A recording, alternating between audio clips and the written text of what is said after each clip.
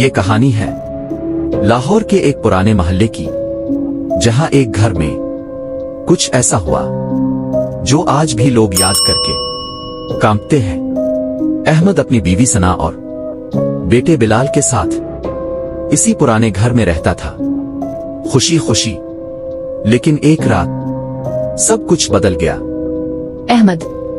अहमद उठो, नीचे से आवाज आ रही है, कोई है नीचे, प्लीज उठो। कुछ नहीं होगा सना, सो जाओ, रात को आवाजें आती रहती हैं। अहमद नीचे गया, टार्च हाथ में लिए रसोई में गया। कोई नहीं था, लेकिन सारे बर्तन जमीन पर बिखरे पड़े थे। ये सब कैसे गिरा? मैंने तो सब ठीक रखा था। कौन था यहाँ? अहमद ने पीछे देखा, कमरा खाली था, लेकिन दीवार पर एक काला साया था, और वो साया धीरे धीरे बड़ा होता जा रहा था। कौन है वहां? दिखाओ अपने आप को। बिलाल बेटा, रात को नींद आई तुम्हें?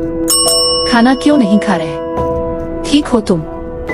अम्मी, वो अंकल फिर आए थे रात को, कह रहे थे घर उनका है, हम यहाँ क्यों रहते हैं? कौन अंकल बिलाल? कौन से अंकल आते हैं रात को?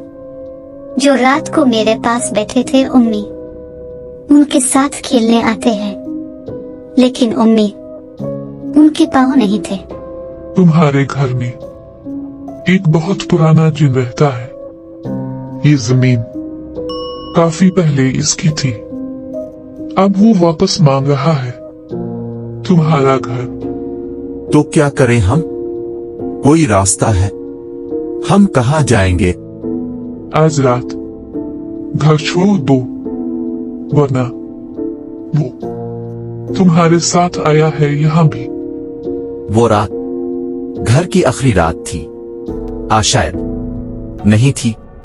अहमद ने जल्दी जल्दी सामान बांधा, सना ने बिलाल का हाथ थामा, और वो दरवाजे की तरफ बढ़े।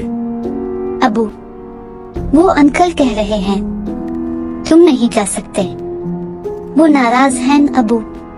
अहमद, भाई, ये अहमद का घर है ना?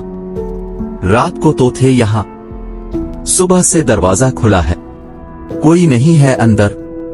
ये लोग कहाँ गए? भाई ऊपर देखो, खिड़की में वो साय। आज भी वो घर खाली है, कोई नहीं रहता वहां। लेकिन रात के 3 बजे इस घर की खिड़की से 4 सायों की परछाई हिलती है, और अगर तुमने गौर से सुना तो अंदर से आवाज आती है,